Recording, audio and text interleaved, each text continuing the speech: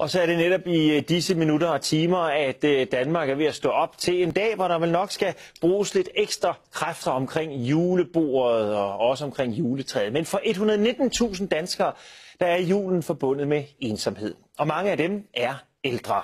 Lennart Steen, for 50 kan jeg forstå, at disse ensomme mennesker bliver det alligevel en ganske overordentlig hyggelig jul, forstår jeg, i fællesskab.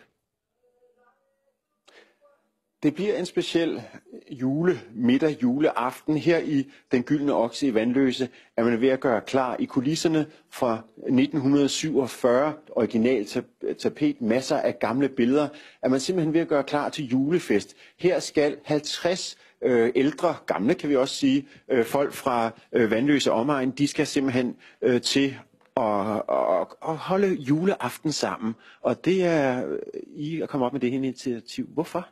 Det var fordi sidste år, da jeg startede mit firma, hvor jeg tager rundt og hjælper folk med NemID og Borger.dk og sådan nogle ting, der fandt jeg ud af, at der var rigtig mange, der skulle sidde alene juleaften, og det kunne jeg simpelthen ikke forstå.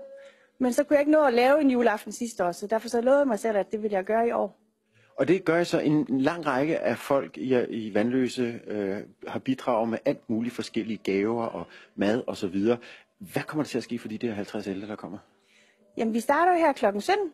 Og der kommer folk lige så stille an, og så er der nogen, der sidder og spiller lidt. Det er nogle gæster, der har uafhængigt af hinanden faktisk fundet sammen og øvet med at spille noget musik. Vi skal have noget dejlig mad, vi skal have noget vin, og vi skal have nogle mandelgaver delt ud med noget risalemang, ikke? Helt traditionelt også. Og så er der noget sang og musik, og der kommer faktisk også en hemmelig gæst, som, ja, det er så ikke julemanden, men det er tæt på, ikke?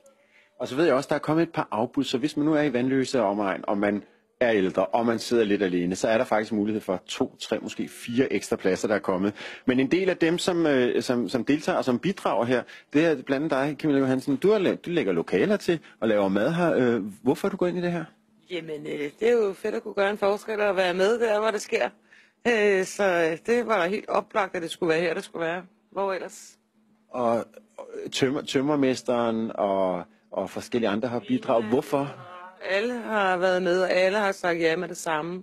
Der har ikke været nogen, der har ude og tvivlet et øjeblik på, at de godt ville give lidt til det her. Okay. Så Vanløse er altså parat, tropper op sammen og laver en fest for de ældre.